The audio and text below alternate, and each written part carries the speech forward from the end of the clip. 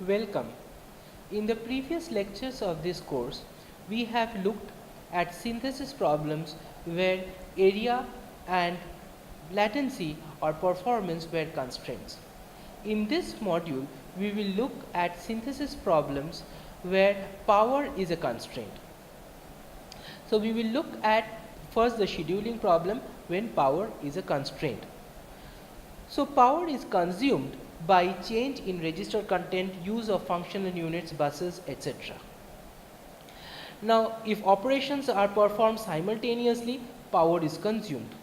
What is the measure of the power consumed by a functional unit? At any C step, a functional unit can be active or idle. When it is active, that means it is executing some operation in it. It consumes dynamic power. When the functional unit is idle, it consumes static power. The peak power is given by the C step, which consumes the maximum power. So, among all time steps, the peak power is given by the time step which consumes the maximum power, combining both dynamic power and static power, right. Summation of the dynamic power over all resources and summation over static power over all resources. The C step at which this is maximum gives me the peak power, and the objective of scheduling is to minimize the peak power. Now, we will look at this scheduling problem here. We are given this data flow graph. In this data flow graph requires one multiplier functional unit, one AND functional unit, and two adder functional units.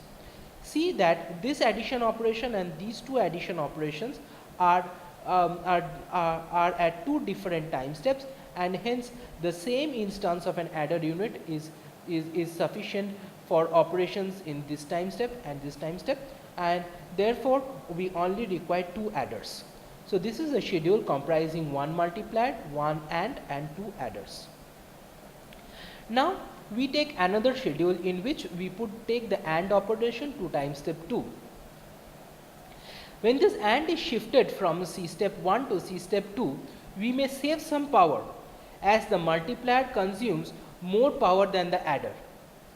So, because the multiplier consumes more power than the adder, the summation of the powers consumed by the addition and multiplication here will be more than the summation of the powers consumed by the two adders here, may be more than the summation of the powers consumed by the two adders here. And therefore, when we bring this addition operation from C step 1 to C step 2, it may result in a lower power. This may save power, as multiplier consumes higher power than adder, and hence this AND, when associated with addition, will give a lower power value as with respect to when this AND is associated with the multiplication in the first time step. Now, in the third schedule, what we have is that the add operation is shifted to time step 1. Now, this surely increases the total power at time step 1. But what we see here is that now we require only one instance of this addition operation, and therefore, because we require only one adder resource, the static power at each step will be reduced, and therefore, this may result in saving or in reducing the peak power. So, what we wanted to show in this problem is that we can have three different schedules with three different power consumption, peak power consumption values, and hence we can devise algorithms, both optimal and heuristic algorithms, to produce schedules where power is a constraint or to minimize power. Right? This was a look at power aware scheduling problems.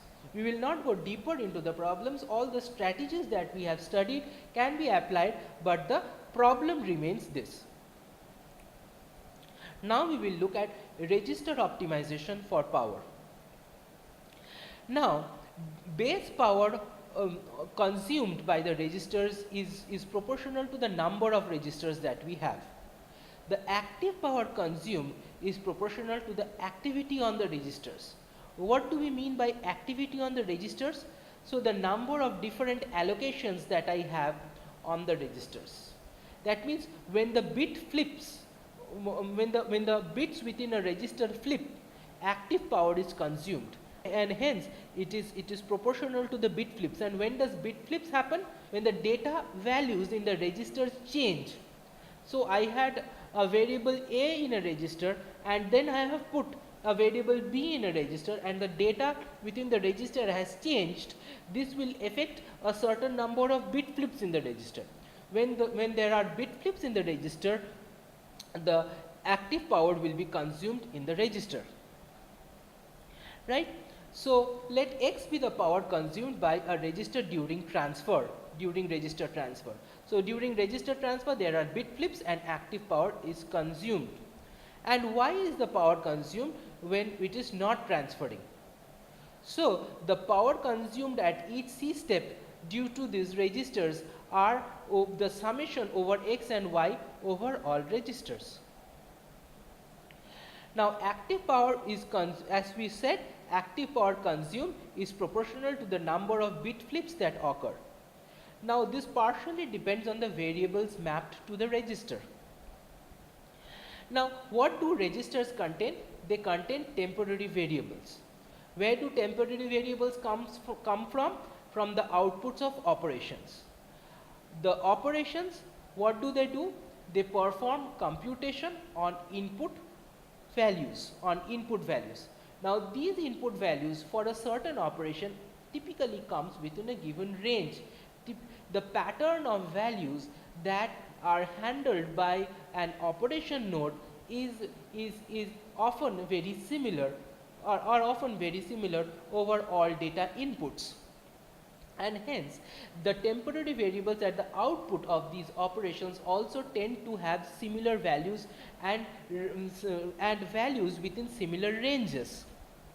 And therefore, if I have two variables, the first in the first I have most of the values changing in the lower order bits. So in this temporary variable, the values of the lower order bits changes more. And I have another temporary variable in which the values of the higher order changes more. Now when both these variables are kept together in the same hardware register, then overall there will be a lot of bit flips when these two variables are kept into the same register, right? Now as with respect to, let us say we have two variables, both for which only the lower order bits change and most of the higher order bits remain same, are all zeros. Only the lower order bits change. So if these two temporary variables are now clubbed together into the same register, we will have higher opportunities of saving power. Why? Because active power is consumed when bit flips happen in the register, right? So the active power consumed is partially depends on the variables mapped to a register. Now two variables are selected for merging based on their average switching power, right? So therefore what do? We profile the operation constraints graph, we deduce the table for average switching power. So we find out when A is merged with B into the same register, what is the switching power consumed, as compared to when A is merged with C, what is the switching power consumed. Likewise, we can have a table containing the switching power for all different types of valid register mergings. And we do feasible register merges to minimize the total switching power. Again, we understand that this can be modeled using a conflict graph, and on this conflict graph we can apply merging and the splitting techniques that we learned for register and functional unit allocation when we learned the simulated annealing methodology for register and functional unit allocation. A similar strategy can be, similar technique can be used here to obtain a register optimization for power. We will not go into the exact methodology. The strategies remain almost same. The solution strategies remain almost same. Now we will look at another problem, bus allocation for power. So bus lines are put between registers and functional units. So when bus lines are put between registers and functional units, the muxes, demuxes drop out on the buses. Now if we want to minimize number of bus lines that are required to handle a certain number of muxes and demuxes, the problems are similar to the other allocation problems we learned previously and can be similarly formulated. Now we will look at this formulation for power. So if data is written onto the bus vary a lot, then power cost incurred increases. So power cost is incurred due to switching. Now if we continue to have the same variable allocated to a bus line, the value in the bus does not change. Now let us say we have a 3-step schedule, right, and variables are put onto the bus at each step. Let us assume that the schedule is as follows. We put variables A, B, C and D onto the bus in time step 1. We put variables B and E onto the bus at time step 2, and we put variables C, B, F, G onto the bus at time step 3. Because the maximum number of variables that are put in a single time step is 4, we at least require 4 buses, right? And let us assume an example bus allocation here. So in these 4 buses that we require, let us assume that bus 1 has been allocated variables A and G, bus 2 has been allocated variable B, bus 3 has been allocated variable C, and bus 4 has been allocated variable D, E, F. Now suppose with respect to bus 1, we see that at time step 1 variable A is in the bus, at time step 2 also variable A is in the bus, and at time step 3 variable G is in the bus. We see that between time step 1 and time step 2 the variable on the bus does not change. So if the data in A does not change between time steps 1 and 2, the power cost incurred will be low.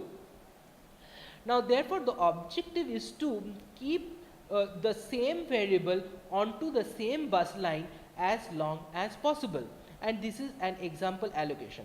So we can find out an allocation such that the changes in variables on the bus lines is minimized.